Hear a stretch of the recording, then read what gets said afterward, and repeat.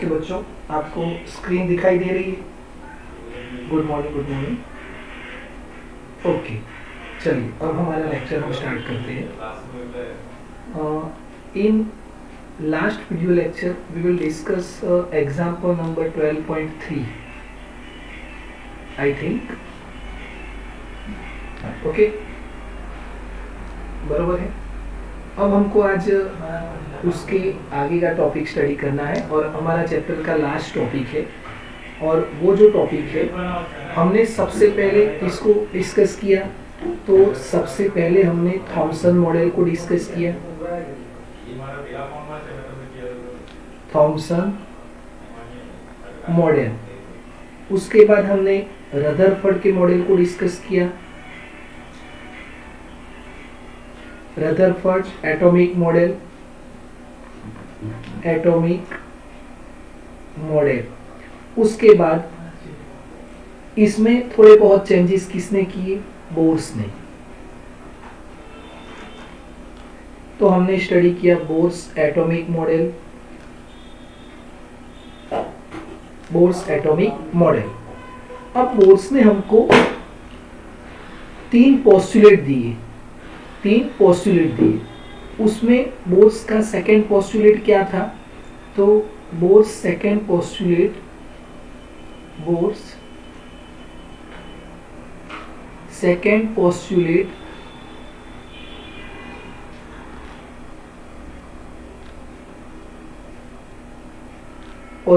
is L is equal to NH upon 2 pi. Okay, याद आ रहा है सबको? किसी को याद है बोर्स सेकंड पोस्टुलेट क्या था? L is equal to NH upon 2 pi. चलिए, ये क्लियर है? ओके, बरोबर है। अब देखिए यहाँ पे इसको जरा ऐसे, ये जो सेकेंड पोस्टुलेट था L is equal to NH upon 2 pi. अब इस पोस्टुलेट का बोर्स के पास कोई प्रूफ नहीं था, कोई भी प्रूफ नहीं था। तो हमको आज हमारा टॉपिक जो है, लास्ट टॉपिक इस बुक का, वो ये दिया है कि ये जो सेकेंड पोस्टुलेट है बोर्स की, उसका प्रूफ हमको डी ब्रोगली ने दिया। तो हमारा जो टॉपिक है आज का, वो टॉपिक हम यहाँ पे स्टडी करते हैं कि प्रूफ ऑफ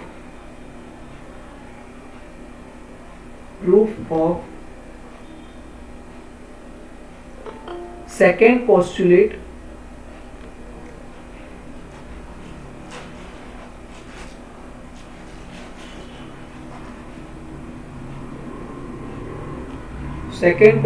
of Bohr's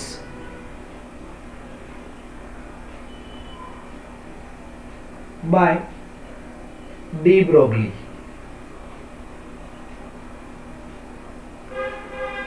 किसने दी इसका? सेकंड पोस्टुलेट बोर्स का जो था, उसका प्रूफ किसने दिया? डी ब्रोगली ने दिया। अब इस प्रूफ को समझने के लिए यहाँ पे थोड़ा देखिए, हमने स्टैंडर्ड 11 में वेव के बारे में स्टडी किया था। किसके बारे में स्टडी किया? वेव्स के बारे में स्टडी किया था। अब उसमें हमने स्टेशनरी वेव के बारे में भी स्टडी किया था। स्टेशनरी वेव क्या होते हैं? तो स्टेशनरी वेव प्रोपेगेट होते हैं, पर वो एनर्जी को मतलब प्रोपेगेट नहीं करेंगे। स्टेशनरी वेव स्टेडी पोजीशन में होते हैं, वो एनर्जी को प्रोपेगेट नहीं करते हैं। ओके, वेव्स के अलग अलग हमने उसके जो टाइप्स थे वो देखे थे, longitudinal waves, transverse waves. Okay, अब यहाँ पे डी ब्रोगली का हमको एक वेव स्टडी करना है। जैसे यहाँ पे देखिए, यहाँ पे ये मैंने इतना लेंथ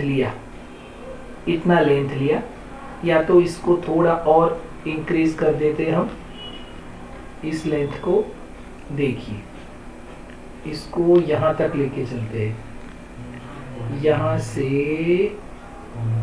यहाँ तक लेके चलते हैं। अब इसकी टोटल लेंथ L है, इसकी टोटल लेंथ कितनी है? L। ओके, अब यहाँ पे एक वेव है ऐसे, ये वेव ऐसे है। ओके, तो इस वेव की वेवलेंथ कितनी? क्योंकि वेव की एक प्रॉपर्टीज है, कौन सी प्रॉपर्टीज, उसके पास वेवलेंथ होती है। तो what is the wavelength of this wave, एक वेव कंप्लीट है या नहीं, एक कंप्लीट वेव है या नहीं है। तो देखिए बच्चों, यहां पे उतनी ही लेंथ में यहां पे लेता हूं, इतनी ही लेंथ, सेम लेंथ है, वही लेंथ हमने यहां पे भी ले ली, एल लेंथ। अब मैंने यहां पे एक वेव बनाया ऐसे, ऐसे मैंने एक वेव बनाया। तो याद रखिए बच्चों, ए जब यहां से एक ट्रफ, एक क्रेस्ट और एक ट्रफ कंप्लीट होता है, तब जाके एक वेव कंप्लीट होती है। तो इसकी वेवलेंथ कितनी है, एल मतलब लैम्बडा, इसकी वेवलेंथ कितनी है, लैम्बडा जितनी है। ये समझ में आया, इसकी वेवलेंथ कितनी, लैम्बडा जितनी। तो चलिए बताइए इसकी वेवलेंथ कितनी होगी, ये फुल वेव है या हाफ वेव,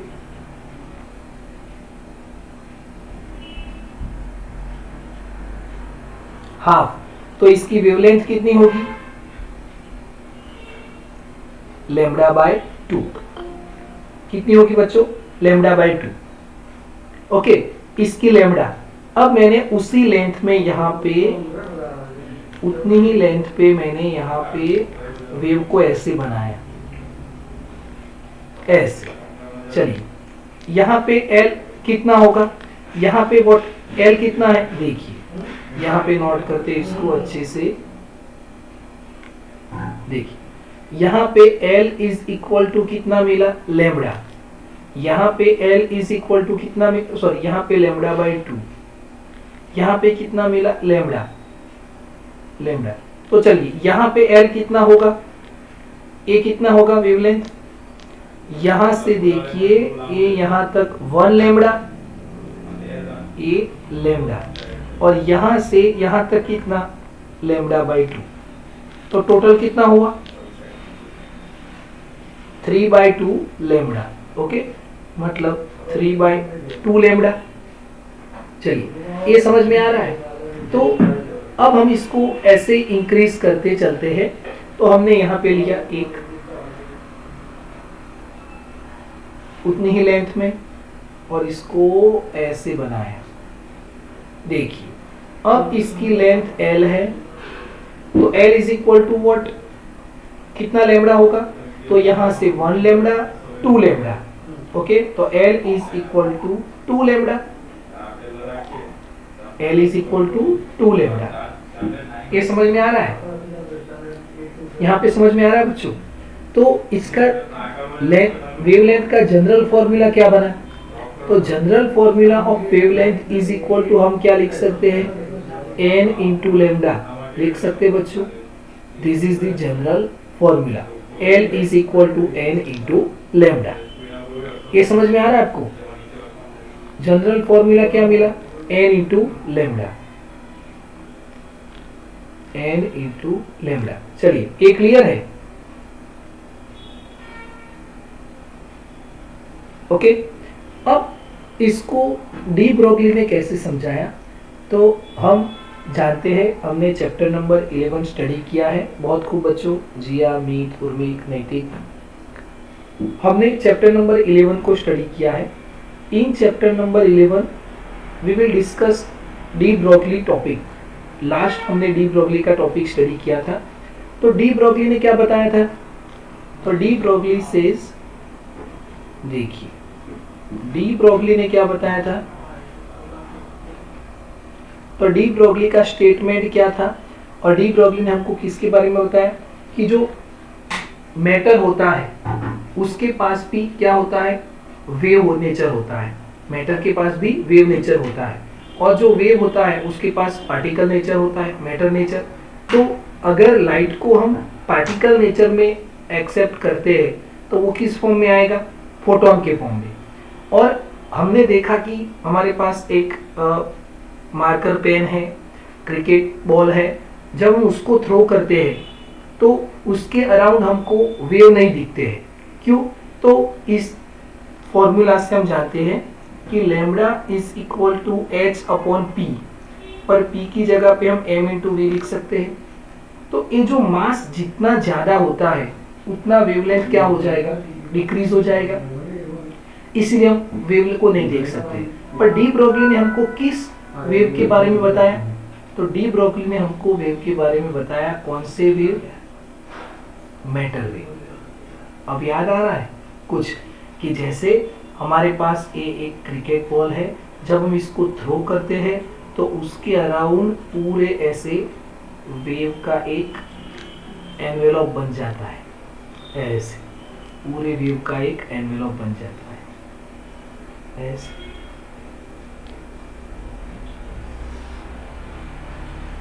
ओके, पूरे वेव का एक एनवेलप बन जाता है, पर ये हमको दिखते नहीं है।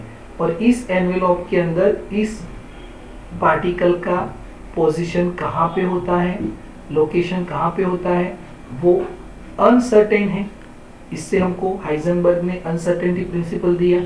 ओके, तो ये हमने किसके बारे में स्टडी किया था, इलेक्ट्रॉन को लेके, क्योंकि डी ब्रोगली ने पूरा अपना जो थ्योरी था वो किसके बेस पे प्रूव किया, इलेक्ट्रॉन के बेस पे। तो डी ब्रोगली ने हमको समझाया मैटर वेव, इसके बारे में मैटर वेव। तो देखिए चलिए यहाँ तक एक जनरल फॉर्मूला मिला, n is equal to length is equal to n into lambda. अब यहाँ पे देखिए, मान लीजिए कि यहाँ पे एक इलेक्ट्रॉन घूम रहा है और उसके अराउंड ये पूरा एक, या तो ये न्यूक्लियस है या एक सेंटर लिया, यहाँ से ये डिस्टेंस कितना है, रेडियस r है। अब यहाँ पे एक इलेक्ट्रॉन घूम रहा है ऐसे, ये इलेक्ट्रॉन ऐसे मूव कर रहे हैं। तो इस इलेक्ट्रॉन के अराउंड एक पूरा वेव का एनवेलप बनता है, तो वो एनवेलप कैसे बनेगा, तो देखिए उस एनवेलप को हम ऐसे समझते हैं,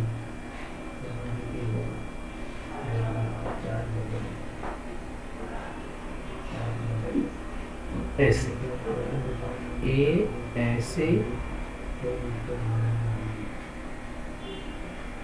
फिर ए ऐसे, ऐसे एक एनवेलप बन गया, बराबर है। तो पूरा ये जो एनवेलप बनता है उसको आप ऐसे भी समझ सकते हो,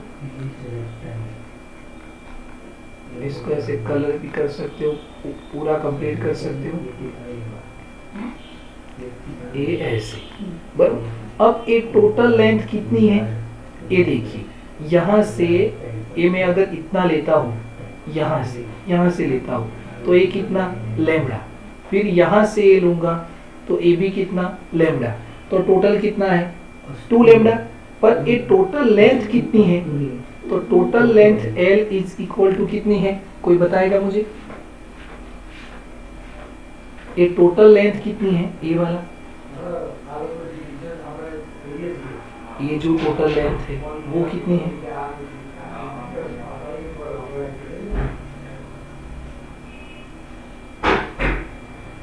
तो total length L is equal to circumference of circle कितना होगा, 2 पाई r, कितना होगा, 2 पाई r, नहीं ठीक, क्योंकि ये तो पूरा सर्कल है ना, तो इसकी लेंथ टोटल कितनी, L is equal to lambda plus lambda, 2 lambda बता सकते हो, पर टोटल कितना, 2 pi r, circumference of circle, बराबर है। तो ये मिला, पर ये वेव कौन सा है, तो इस वेव को हम बोलेंगे मैटर वेव। कौन सा वेव बोलेंगे, matter wave. L is equal to 2 pi r, ये पूरे इलेक्ट्रॉन के अराउंड, तो जब भी इलेक्ट्रॉन मूव करता है तो उसके अराउंड एक वेव का एनवेलप हमको देखने को मिलता है, L is equal to 2 pi r। अब देखिए, ये लेंथ को मैं इस लेंथ के साथ कंपेयर करता हूँ, इस लेंथ के साथ मैं कंपेयर करता हूँ, तो क्या होगा, n into lambda is equal to 2 pi r, n into lambda, lambda की जगह पे क्या लिख सकते हो, h upon M V, h upon m into V is equal to 2 pi r। देखिए अब यहाँ पे क्या होगा,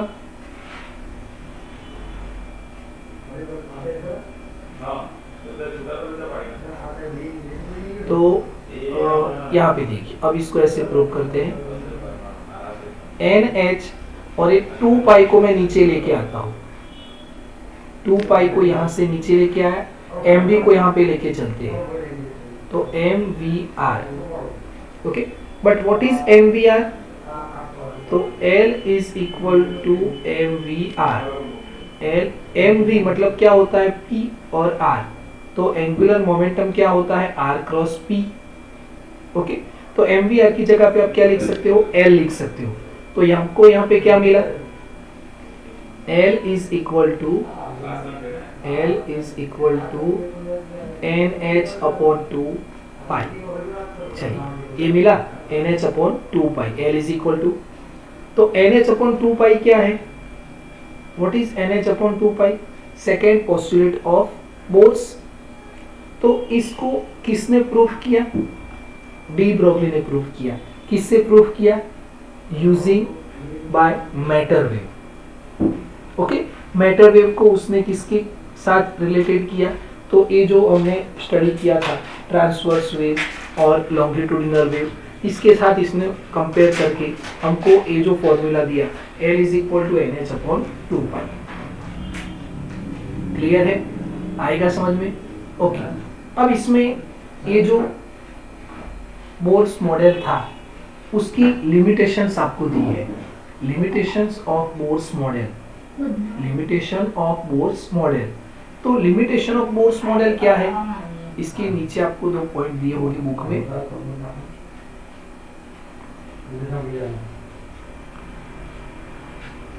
limitations of Bohr's model.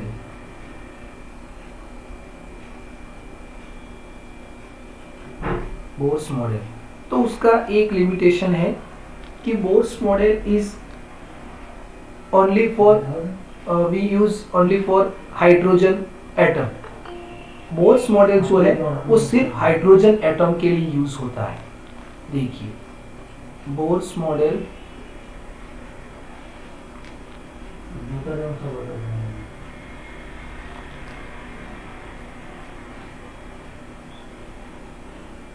Only for hydrogen atom.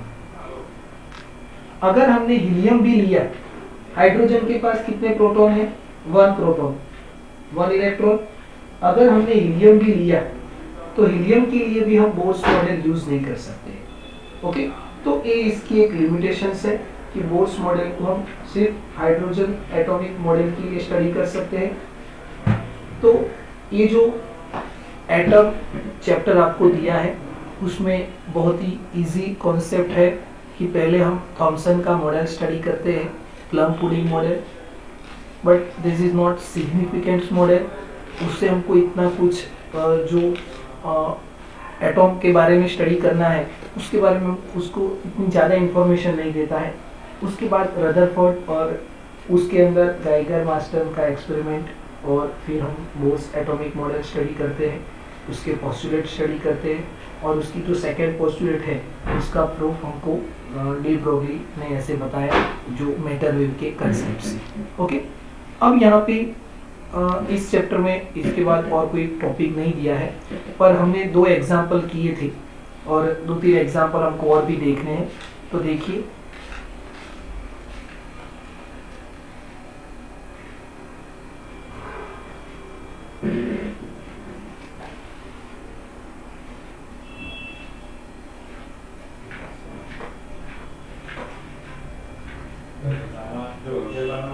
12.2 sorry 12.3 1 2 नहीं करने हैं, 3 हमने देखा था, अब 12.4 देखना है हमको।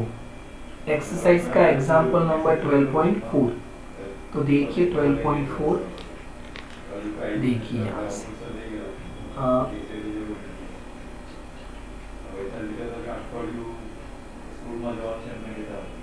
Exercise example number 12.4, okay. अब एक्सरसाइज एग्जाम्पल नंबर 12.4 में क्या दिया है, तो उसमें आपको A difference of 2.3 electrovolt separates two energy levels in an atom. What is the frequency of radiation emitted when the atom makes a transition from the upper level to the lower level? What is the frequency of radiation? Okay, हमको frequency निकालना है। और देखिए हमको given क्या है, आप book में इसकी इंस्ट्रक्शन देखना। देखिए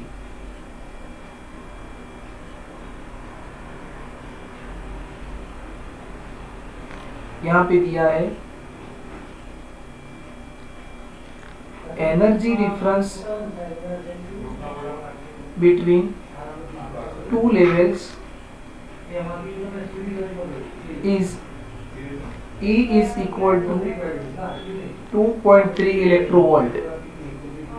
2.3 electrovolt. ओके, हमको फाइंड करना है। So find frequency. देखिए यहाँ पे एक लेवल है, यहाँ पे दूसरा लेवल है, यहाँ से इलेक्ट्रॉन यहाँ पे जाता है, तो इन दोनों के बीच का एनर्जी लेवल्स का डिफरेंस जो है वो 2.3 इलेक्ट्रोवोल्ट है और हमको फ्रीक्वेंसी फाइंड करनी है। तो देखिए हमारे पास फॉर्मूला है E is equal to H into nu. Nu means frequency, तो न्यू को आप सब्जेक्ट बनाइए, तो फॉर्मूला क्या होगा E अपॉन H। पर ये फ्रीक्वेंसी आपको हर्ट्ज में चाहिए, तो यहाँ पे एनर्जी किस में होनी चाहिए, जूल में। तो 2.3 cross 1.6 into 10⁻90 divide by H 6.625 into 10⁻34। तो ये आपको जो आंसर मिलेगा वो किस में मिलेगा, हर्ट्ज में। चलिए कितना आया,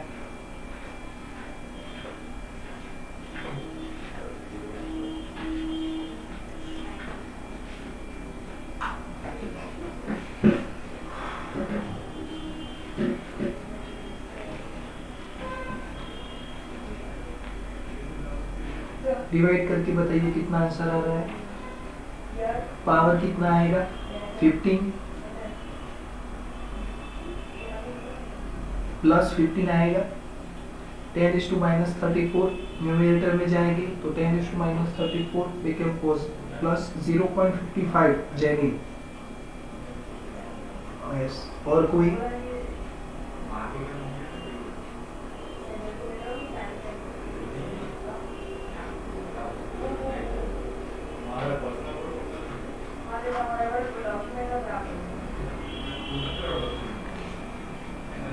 तो देखिए इसको मैंने पावर के साथ सेट किया, तो 5.55 इंटू 10⁻14 हर्ट्ज बिल्कुल सही आंसर है जेनी।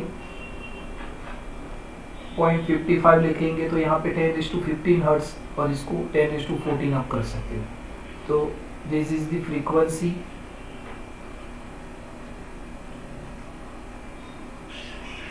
ओके, और याद रखिए बच्चों, फ्रीक्वेंसी हम जब फाइंड करते हैं तो उसका ऐसा यूनिट हर्ट्ज है, और हर्ट्ज में अगर हमको फ्रीक्वेंसी चाहिए तो एनर्जी हमको जूल में ही कन्वर्ट करनी पड़ेगी। इलेक्ट्रोवोल्ट में से हम किस में कन्वर्ट करेंगे, जूल में। और जूल में कन्वर्ट करने के लिए हम उसको 1.6 इंटू 10⁻90 से क्या करेंगे, डिवाइड करेंगे। ओके, चलिए इसके बाद एक्सरसाइज का एग्जाम्पल नंबर 12.6। हमने 12.5 किया था।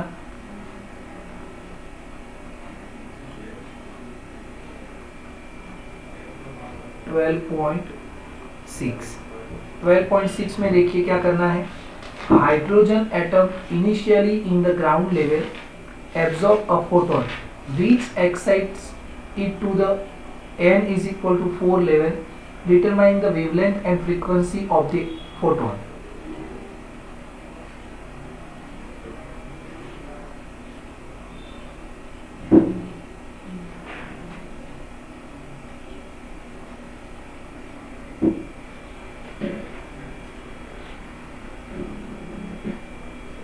बताइए इसमें क्या करना है।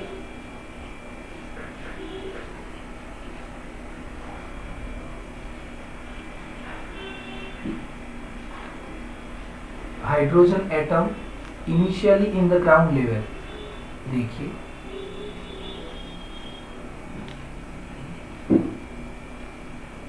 Hydrogen atom is initially in ground level.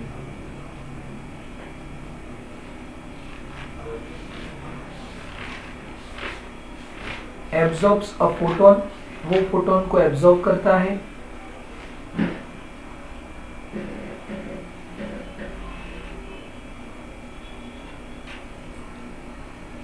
which excites to the n is equal to 4 level, n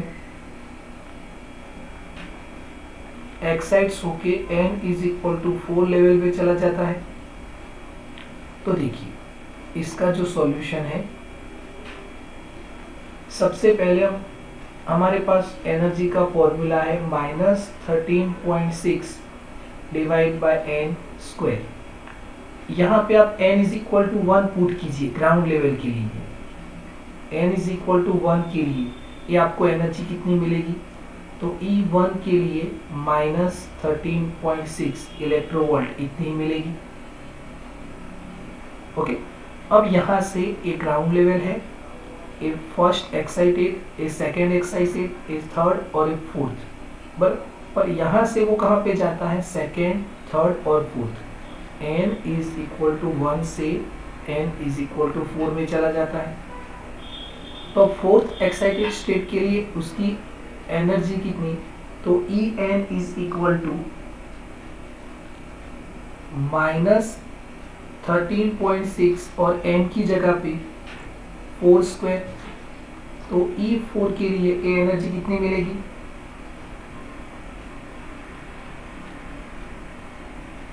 -13.6 divide by 16 electronvolt, बरोबर है। अब दोनों के बीच का एनर्जी गैप कितना है, E1 और E4 का, तो हम यहाँ पे नोट करते हैं E4 minus E1, E4 minus E1, तो E4 माइनस E1, तो देखिए E4 कितना, -13.6 अपॉन 16 माइनस यहाँ पे -13.6 डिवाइड बाय 1 का स्क्वायर, तो 1 ही होगा यहाँ पे। ओके, तो ये सिंप्लीफिकेशन कितना होगा, -13.6 divide by 16 minus minus plus 13.6 divide by 1। Okay, इसको अब सिंप्लीफाई करते हैं, तो देखिए -13.6 और यहाँ पे +13.6 डिवाइड बाय 16, यहाँ पे एलसीएम लेना पड़ेगा 16,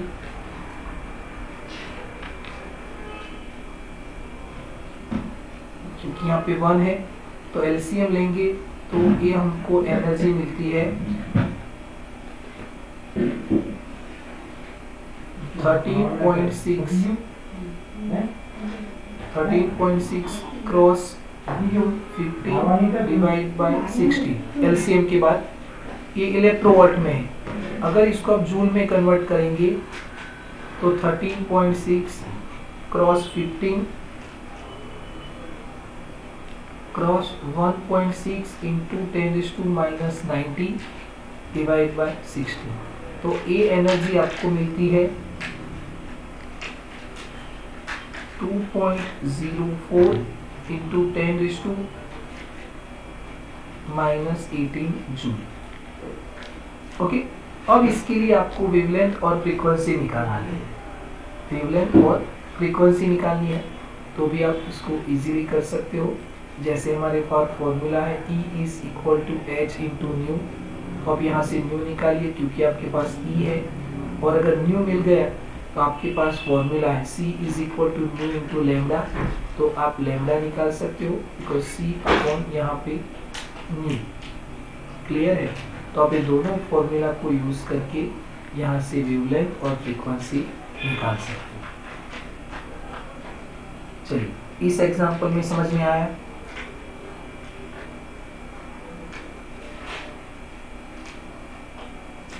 क्लियर है, बरोबर है। इलेक्ट्रॉन फर्स्ट ऑर्बिट में है एनर्जी को एब्जॉर्ब करता है और फोर्थ ऑर्बिट में चला जाता है।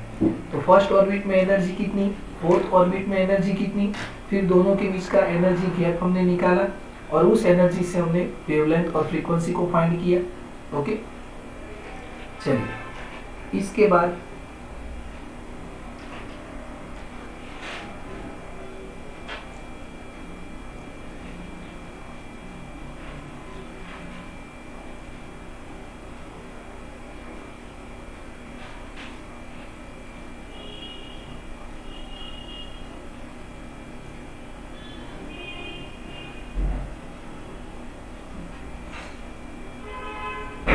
Twelve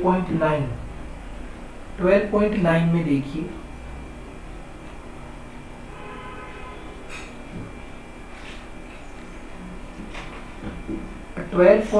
.5 electrovolt electron beam is used bombard gaseous hydrogen at room temperature. What series of wavelength will be emitted?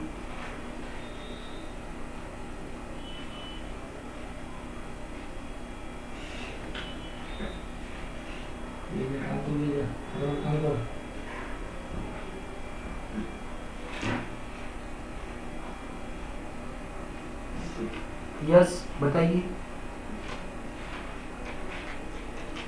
Hydrogen पे हमने कितने इलेक्ट्रोवोल्ट एनर्जी का बीम बॉम्बर्ड किया है?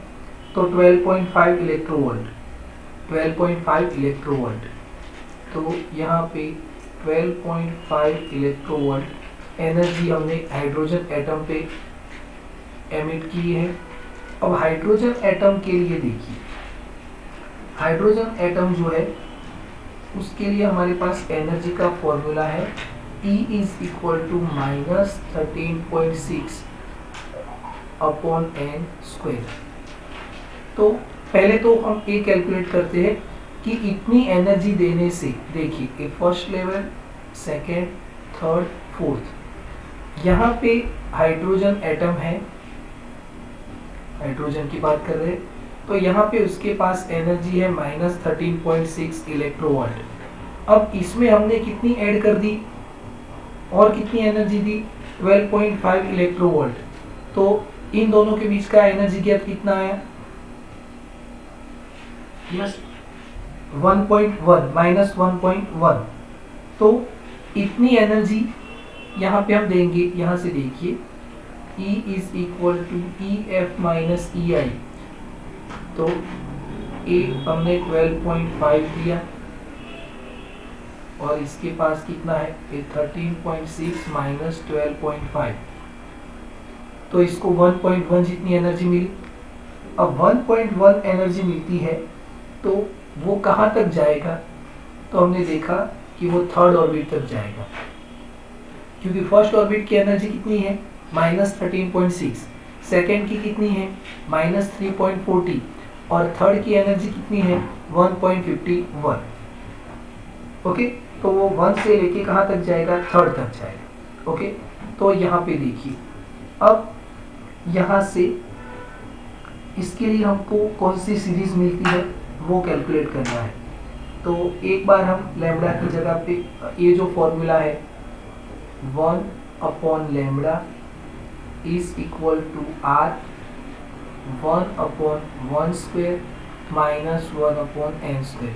तो इलेक्ट्रॉन कहाँ तक जा सकता है? थर्ड ऑर्बिट तक। तो एक बार यहाँ पे 1 रखेंगे, दूसरी बार 2 रखेंगे और तीसरी बार 3 रखेंगे। तो देखिए 1 upon lambda is equal to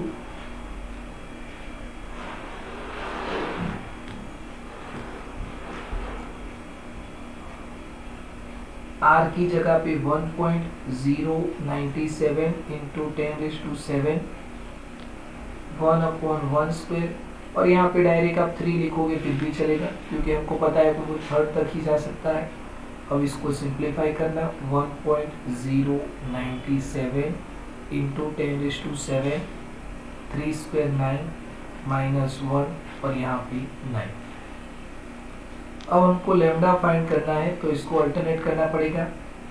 तो 9 अपॉन 1.097 इंटू 10⁷7 और यहाँ पे 8 बरोबर है।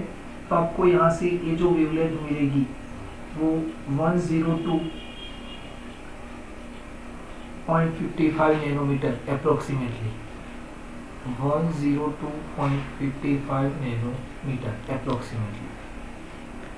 ओके, तो इसको आप ऐसे निकाल सकते हो, बरोबर है।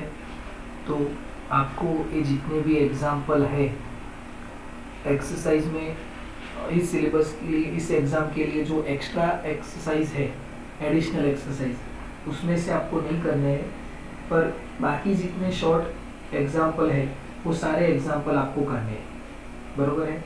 तो उसमें अच्छे से आप उसको कैलकुलेट करना और समझना। और इसमें देखिए 12.7 एग्जाम्पल भी आपको दिया है, उसके बारे में लास्ट हम डिस्कशन कर लेते हैं। Exercise example number 12.7। अब 12.7 में इंस्ट्रक्शन आपको दिया है, using the Bohr's model calculate the speed of electron in a hydrogen atom n = 1, 2 and 3 levels के लिए। देखिए, using Bohr's model and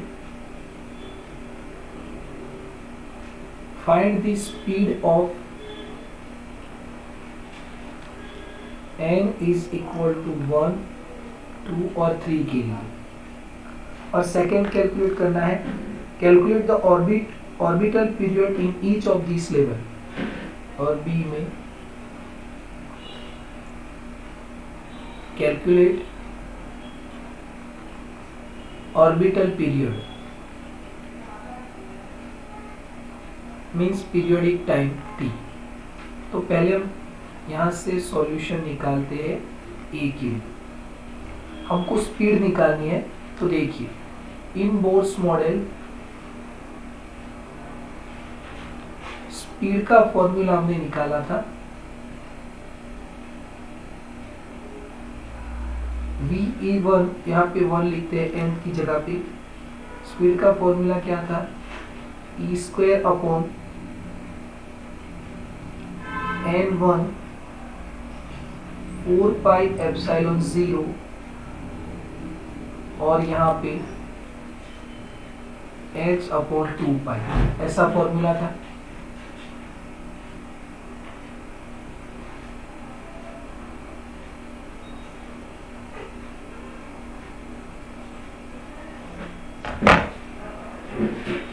okay, अब इसको हम सिंप्लीफाई करते हैं तो ए फॉर्मूला में मिलेगा E² upon 2ε0 into h, 2ε0 into h। यहाँ से एक कैलकुलेट, ये 2π ऊपर चला जाएगा। देखिए, E² क्रॉस 2π, यहाँ पे n 4πε0 इंटू h।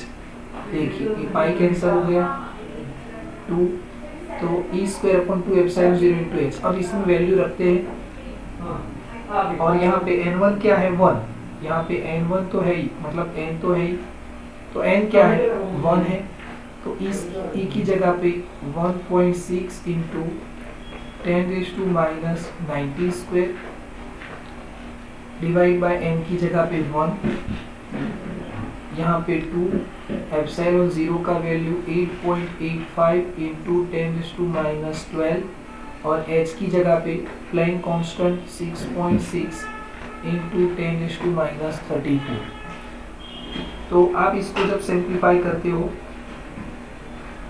तो आपको यहाँ पे इसका वैल्यू मिलेगा 2.18 इंटू 10⁶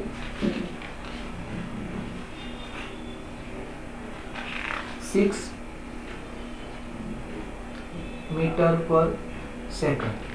ये V1 मिला।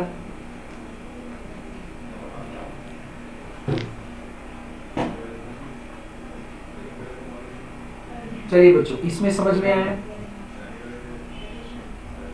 ये फॉर्मूला ही है, हमने डिराइव किया हुआ था। ओके, अब हमको V2 के लिए निकालना है। तो for n is equal to 2, n is equal to 2 के लिए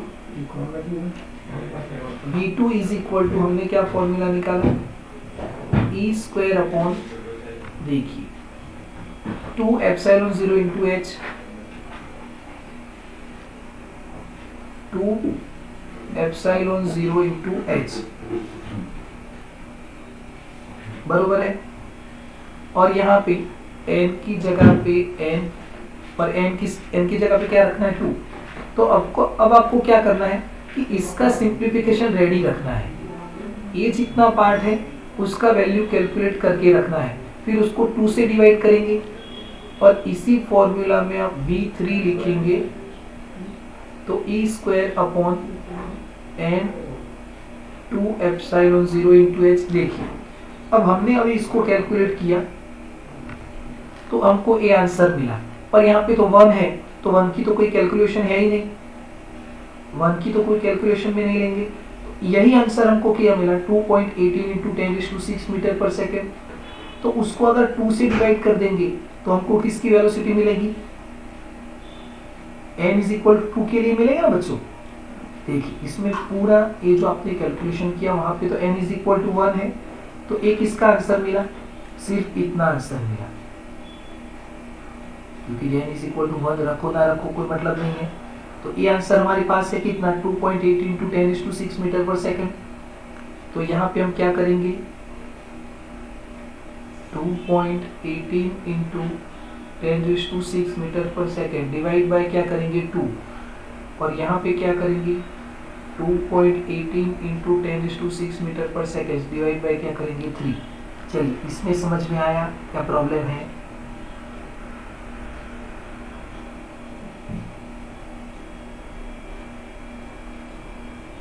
क्लियर है ना। ओके, तो आपको यहाँ से वेलोसिटी मिलेगी और हमको पीरियोडिक टाइम निकालना था। तो चलिए पीरियोडिक टाइम कैसे निकालेंगे,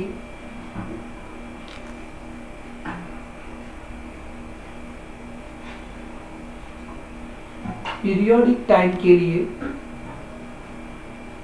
हमारे पास फॉर्मूला है, speed is equal to distance upon time. तो टाइम इज इक्वल टू क्या आएगा, डिस्टेंस अपॉन स्पीड। तो यहाँ पे t is equal to distance कितना 2 पाई r, डिस्टेंस कितना 2 पाई r, और यहाँ पे स्पीड कितनी v। पर जब यहाँ पे t1 निकालेंगे तो r1 और v1 लेंगे, फिर जब यहाँ पे t2 निकालेंगे तो 2 पाई r2 अपॉन v2 लेंगे। अब r का फॉर्मूला आपके पास है बच्चों, रेडियस का फॉर्मूला क्या था, तो r is equal to n1 square 1 के लिए h square epsilon 0 pi m e square, pi m e square. तो 1 के लिए तो इसको कैलकुलेशन में ले लेना है, तो इतना मिलेगा, फिर उसको आप n इज इक्वल टू 2 से मल्टीप्लाई करेंगे, मीन 4 से, तो r2 मिलेगा। तो यहाँ पे चेंज करते रहना है। चलिए आप इसको कर सकते हो बच्चों, यस और नो, यस।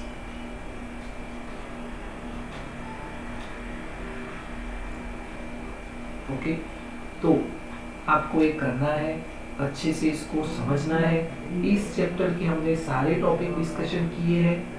अब जो इलस्ट्रेशन है बहुत ही इजी है, ये आप कर लोगे तो इलस्ट्रेशन तो कोई चिंता की बात नहीं है, और इतने ही एग्जाम्पल करने हैं। और इसमें जो आगे का टॉपिक था रदरफोर्ड का गैगर मार्शल एक्सपेरिमेंट, वो तो एग्जाम में है नहीं, इसमें सिर्फ आपको डी ब्रोगली और जो एटॉमिक मॉडल बोर्ड्स का है उस पर ज़्यादा फोकस करना है। और 1-2 दिन के अंदर आपको ये जो एग्ज़ाम लेनी है हमको, उसकी ब्लूप्रिंट भी हम आपके ग्रुप में सेंड कर देंगे, तो वो आप ज़रा उसको भी अच्छे से स्टडी करना और अच्छे से रीड करना। ओके, तो कल से आपको सूरज सर का जो चैप्टर है न्यूक्लियस उसकी वीडियो मिलेंगी और वो देखना और अच्छे से प्रिपेयर करना। ओके बच्चों, थैंक यू।